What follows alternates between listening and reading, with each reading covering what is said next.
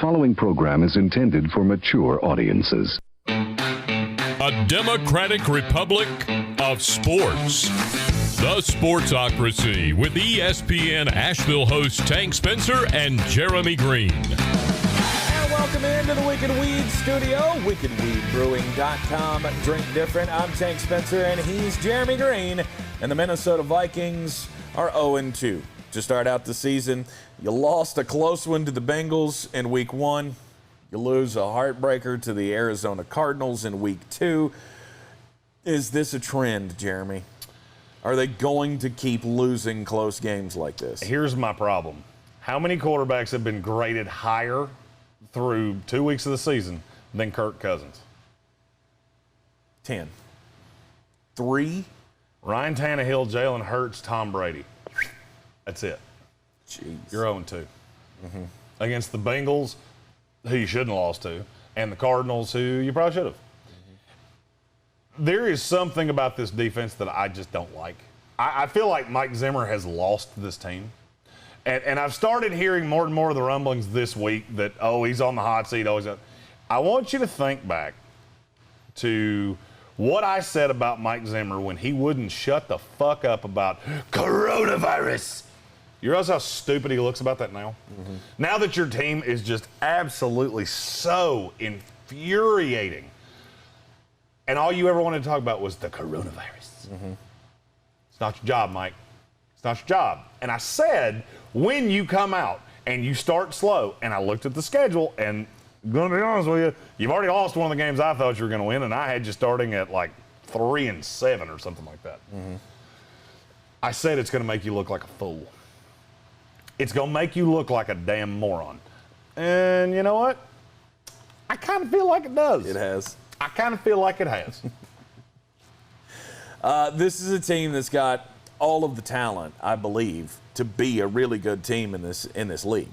The one thing that I can look at and go, maybe that's not the answer, is Mike Zimmer. He's 100% the problem to me. He is. And I always liked Mike Zimmer when he was the defensive coordinator. I like him as a guy. Right, I'm sure we could go out and drink beers together and we'd be just hunky spunky. Here's the problem: you're the 4th most penalized team in the league. Who's that fall on? Yeah. The coach. And it's just funny to me because this is exactly what I said. Is whether it's fair or not, your take on the coronavirus, I couldn't give less of a fuck if I tried. However, when you have a coach, this would be like somebody, let me give you an example, a real life application.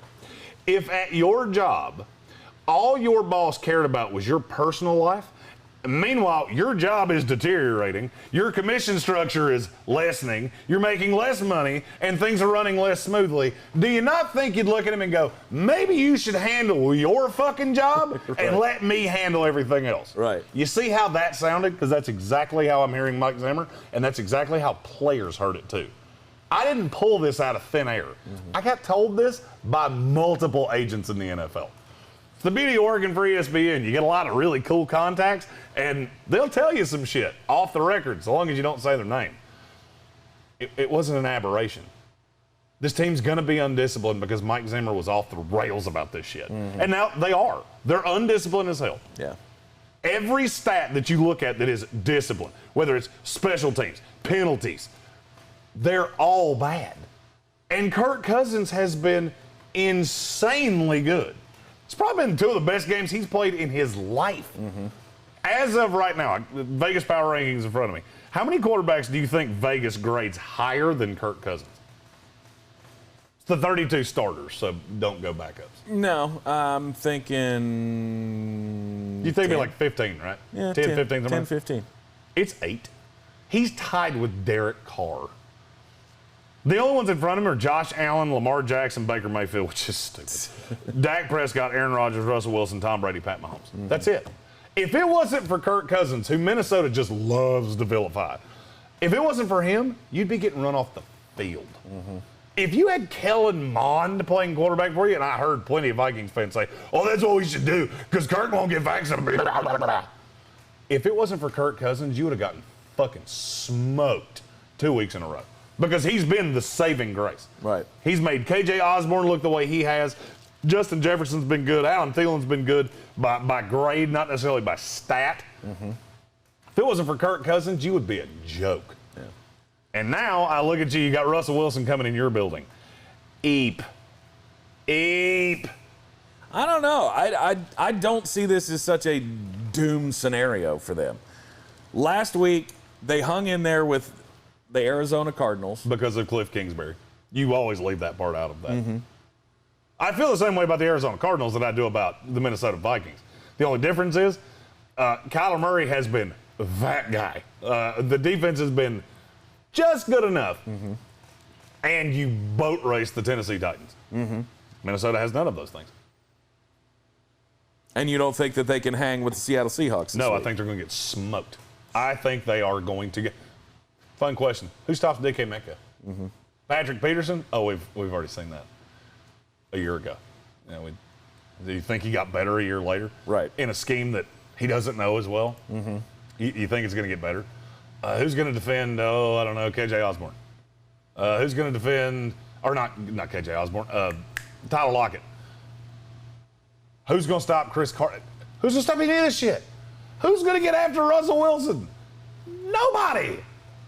Russell Wilson's coming off a loss in his own building. You don't think he's going to come in pissed off and hang half a hundy on you? I got a bridge to sell you. Seattle's going to come in here pissed off looking for blood. And unfortunately, you're a little demoralized after a loss, and I'm going to tell you, I've heard this from people that know the Vikings infinitely better than I do. The morale in that locker room is somewhere between a funeral home and a mortuary. And it's just, it ain't good. There's a lot of people looking around going, what the fuck are we doing? Yeah. We are wasting a lot of really good talent in its prime right here, and all the fingers are pointing back to Mike Zimmer. First coach fired in the NFL, mark my words. Really? Yep. Won't be shocked if it's after this week when he gets shellacked by the Seahawks. I was gonna say you're probably gonna lose this week to the Seahawks. Then you got the Browns next. The one that makes the most sense is after the Panthers, because I got news for you. You'll beat the Lions, I think. Yep.